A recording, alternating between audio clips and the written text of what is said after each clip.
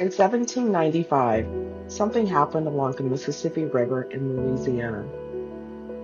Authorities said they had uncovered a slave revolt, a dangerous conspiracy. Dozens of men were arrested. 23 were executed. But historians still ask one question. Was the revolt real? Or was it something else? The year is 1795. Louisiana is not part of the United States yet. It's ruled by Spain.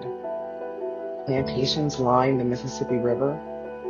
Thousands of enslaved people work the land. This area is now called Pointe Coupée Parish. Just a few years earlier, something shocking had happened nearby. In the Caribbean, enslaved people rose up. That uprising became the Haitian Revolution. Plantation owners across the Americas were terrified. If it could happen there, it could happen here. Then the rumors began. Quiet conversations, meetings after dark. Planters started hearing that something was being planned, something dangerous. In our story, we will call one of these men Mathieu. He represents several men named in the investigation records. Mathieu moves between plantations. He talks quietly with others about freedom, about resistance. Another man we'll call Joseph represents people accused of spreading ideas. He talks about events in the Caribbean. He talks about people who fought for their freedom. Words like that were dangerous in a slave colony. Spanish investigators later said there was a plan, a large uprising. Multiple plantations, weapons were taken, slaveholders attacked, and freedom claimed. But here's where the story becomes complicated. Planters reported the rumors to authorities. Soon the Spanish government began an investigation. Soldiers arrived. Plantations were searched. People were questioned. Then the arrests began. Dozens of enslaved men were taken into custody. Some were accused of planning the revolt. Others were accused of knowing about it. The prisoners were interrogated again and again. In the Spanish colonial system, enslaved people had almost no legal protection. Confessions, therefore, became the main evidence, and those confessions started a chain reaction.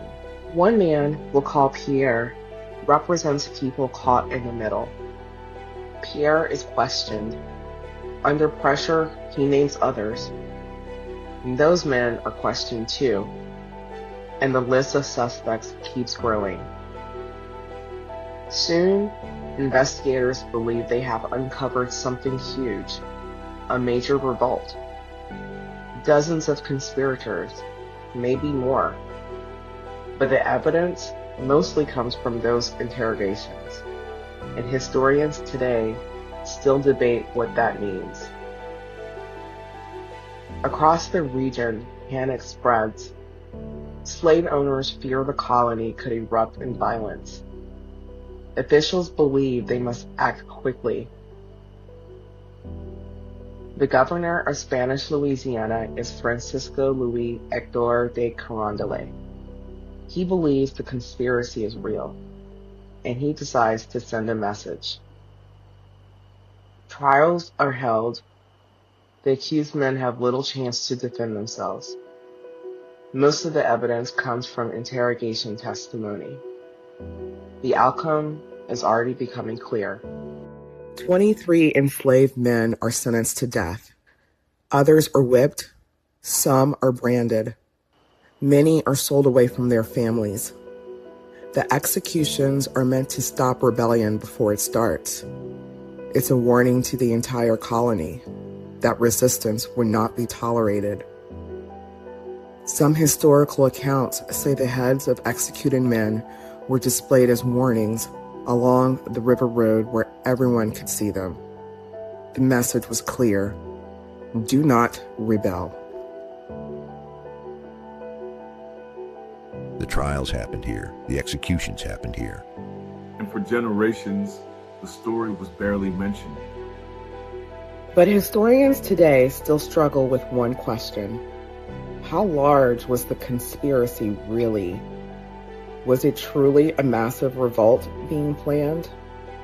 Or did fear make it seem larger than it was? Almost every surviving document was written by colonial officials. The voices of the enslaved men themselves are mostly lost. So the story we have here today may only show one side.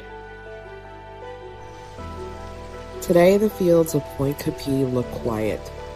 Farms, roads, small towns.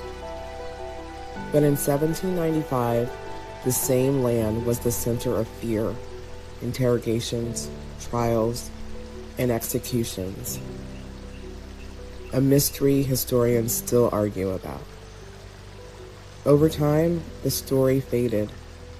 Few people today know what happened in 1795, even here in Louisiana. But the fear that shaped this moment never disappeared. 16 years later, another revolt would rise along the Mississippi River, one that became far more famous. The men executed in Pointe Coupée left almost no record behind, only the documents written by the authorities who judged them. Maybe there was a real conspiracy. Maybe there were only rumors. We may actually never know. But the punishment, that was real. And the men who died in 1795 were almost erased from history.